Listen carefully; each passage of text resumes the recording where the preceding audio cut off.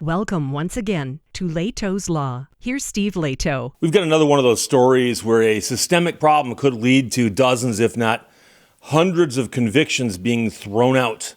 And this is the kind of thing it should not happen. So the story is from California. Fox 11 published it.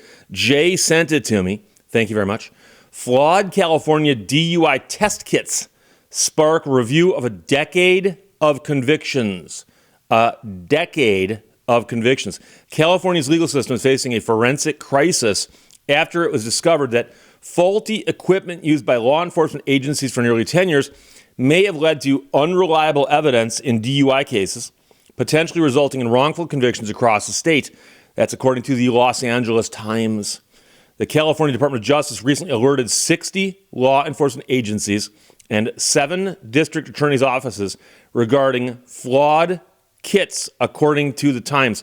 The kits were for urinalysis, and they were manufactured by a company, and they contained only 100 milligrams of sodium fluoride. Now, I'm sure you know what that means. They're supposed to contain 750 milligrams of sodium fluoride, and that was what was advertised on the label. What that means is that sodium fluoride, in this instance, is a critical preservative. Without an adequate amount of preservative, samples containing high sugar or yeast can ferment, which creates alcohol within the vial after the sample is taken.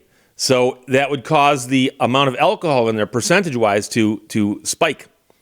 The process can lead to an artificially elevated alcohol level, said the director of the state's lab.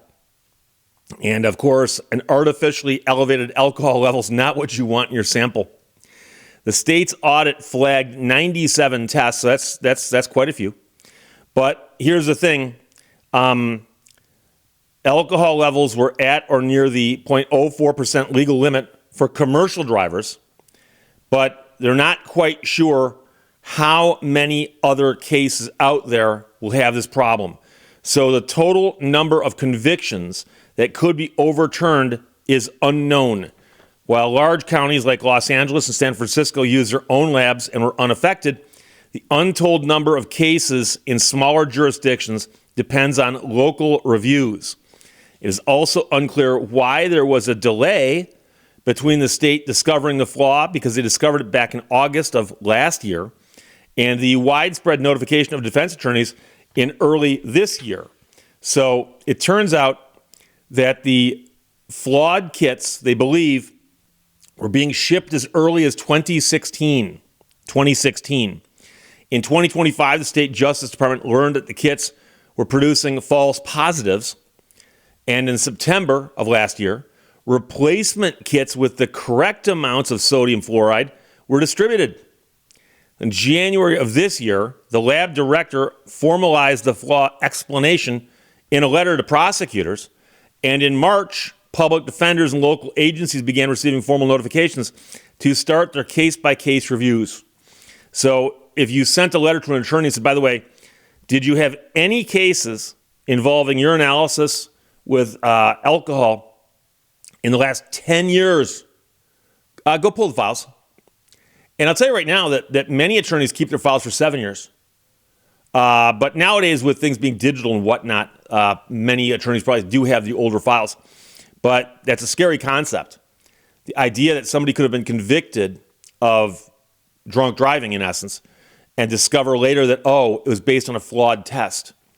And that was 10 years ago. Because that means that you've probably gone through all of the nightmare of having your license revoked or suspended or whatever, and the points on your license and the increased insurance.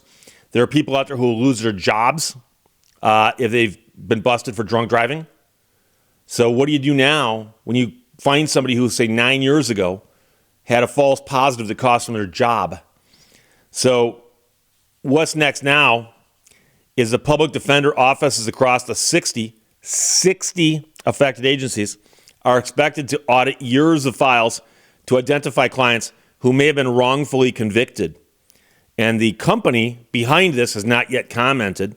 The state has already moved to ensure that all current testing kits meet the required chemical standards to prevent further fermentation issues. So the reports based on, and I'm talking about the whole story here, California Department of Justice correspondence and the Los Angeles Times. Now, obviously, if you got pulled over because you were driving poorly and they gave you roadside field sobriety tests and you failed them, and you blew a preliminary breath test and you were off the charts, and they took you back to the station and they gave you a more accurate breathalyzer, and likewise you were off the charts, and there was no urinalysis involved, this will not save you, because this is only the people who are subjected to that. I suspect, and if there's people in my audience who would know this, because there are many truck drivers who are in my audience, is that a common thing they do with truck drivers? I suspect it is, because there's a mention someplace in there of that being possible.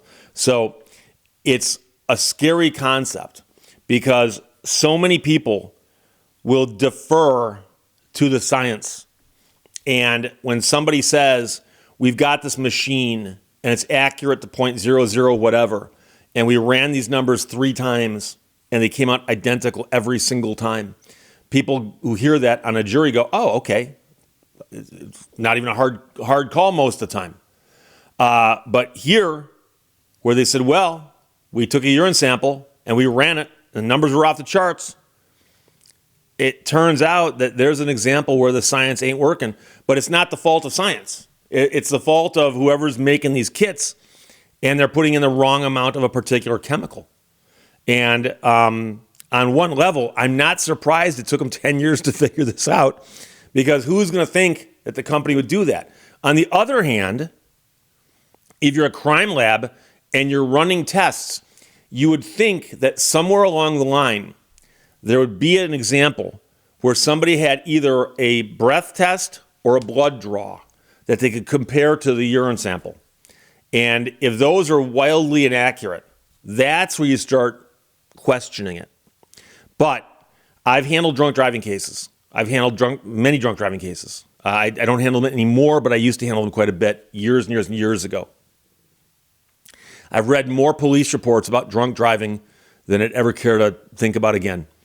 And luckily, in the cases I handled, I don't think any of my clients ever hurt anybody. Like, nobody ever got killed in an accident or anything like that. I had some clients who just, got pulled over and they were drunk, allegedly.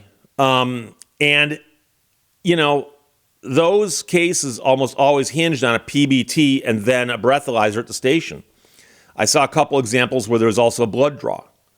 But if somebody called me right now and said, hey, Steve, 10 years ago, you represented somebody, and it turns out I'm like, the idea that could be a bad conviction or a bad plea based on prosecutors saying, here's what we got against your person, is a scary concept because of what happens to you on a drunk driving case.